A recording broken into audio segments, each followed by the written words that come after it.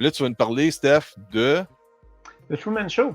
Truman Show. Qui célèbre sa 25e anniversaire. Là, ils ont sorti une édition 4K. Là, toi, tu m'as dit, moi, je ne suis pas équipé en 4K encore, mais il y a le 4K et le Blu-ray dedans. Alors, j'ai repassé à travers le Blu-ray avec les bonus features. Ouais. Là. Et puis, fait que c'est ça. Pour... Je sais pas comment expliquer ça. Ça a quelque chose de spécial parce que maintenant, on vit...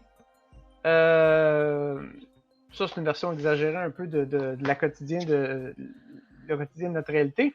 Mais on vit une espèce de télé-réalité comme tout le temps.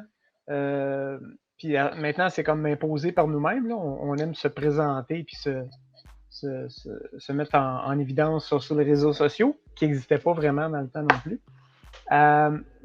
Fait que l'idée de ce film-là, de revoir ça aujourd'hui, ça a un côté nostalgique.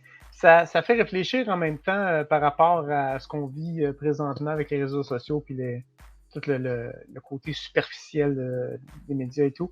Fait que, bon film. Je trouve que ça a quand même bien vieilli. Parce que ça a sa propre petite bulle. On découvre le personnage de Jim Carrey, M. Truman, dans sa petite bulle. Lui, il a grandi, il est venu au monde avec une caméra. Mais lui, il le sait pas. C'est ça qui est le fun, tu sais, pour ceux, s'il y en a des plus jeunes qui écoutent, qui n'ont pas vu ce film-là. Ouais, c'est un classique à voir, ça. Ouais, tout à fait. Puis, mais c'est un film avant son temps, là. Ah ouais, carrément. Ouais, ben ouais. Puis l'idée de prendre quelqu'un que lui, il ne sait pas, puis qu'on le suit partout, pendant toute sa vie, parce que le personnage est quand même rendu dans trentaine, quand il découvre le poteau rose, si on peut dire ça comme ça. C'est une expérience sociale. Puis là, je regardais ça, puis mon côté analytique n'a pas pu s'empêcher de faire OK, pour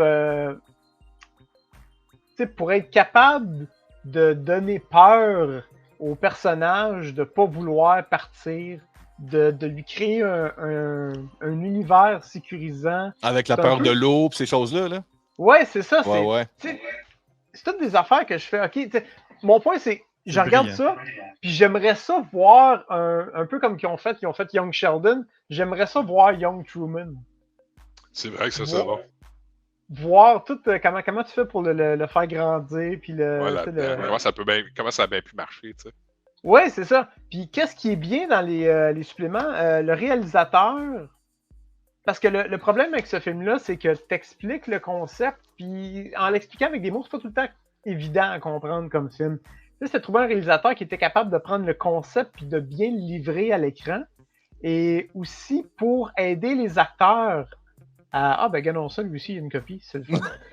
Pour aider les acteurs, le réalisateur a vraiment écrit tout le background du personnage de Ed Harris, Christophe, qui est un peu comme le réalisateur du show, le grand Manitou.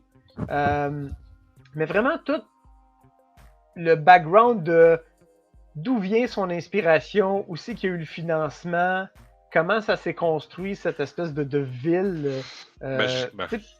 Ouais, c'est ça. Parce que dans le film, c'est pas expliqué.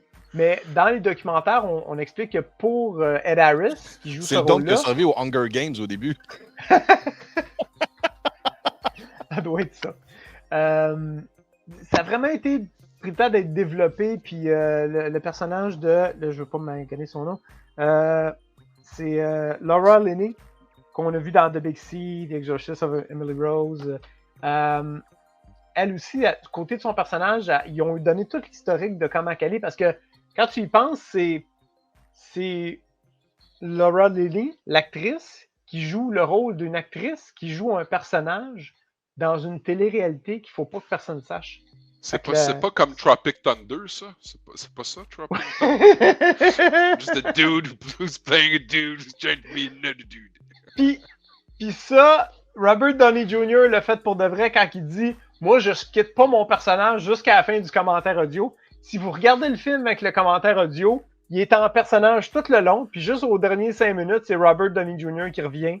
Puis, nice. Fait que c'est ça. Fait que ça pour dire que Truman Show, au niveau des documentaires, il y a quand même 40 minutes sur la création, le processus et tout. on parle un peu aussi, on a un mini-documentaire sur les effets visuels qui sont faits en 96 à peu près, parce que le film est sorti en 98, mais le temps qu'il travaille sur le film et tout, qui tourne les scènes, il était beaucoup limité. Puis il parle de tout le côté de la scène quand on fait un plan de reculons pour donner de la perspective et tout.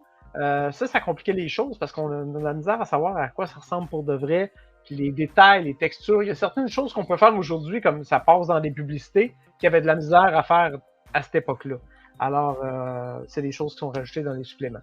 Fait que ça devrait faire partie de votre collection si vous êtes fan de Jim Carrey. C'est un des premiers films où il a décidé de casser son moule, de juste être un comique et faire quelque chose un petit peu plus sérieux. Plus dramatique. Sortir de son range, là. Exactement. Alors, quelque chose à vous procurer. Et de retour à toi, Denis. OK, bon, ben écoute, merci, Steph. Moi, j'ai ma copie. Qui a sa ouais? copie? Vous avez toutes vos copies? Il reste Jonathan, juste, Jonathan, où ta copie? Non. Moi, je suis rendu tout dans le cloud. Faudrait juste Ah, t'es faire dans un le petit dessin de cloud. Venom ici, là, puis ça irait bien. Là. Il me semble que ça pourrait fitter, là. Ça serait correct. Je pense que c'est ça, lui. Regarde Venom.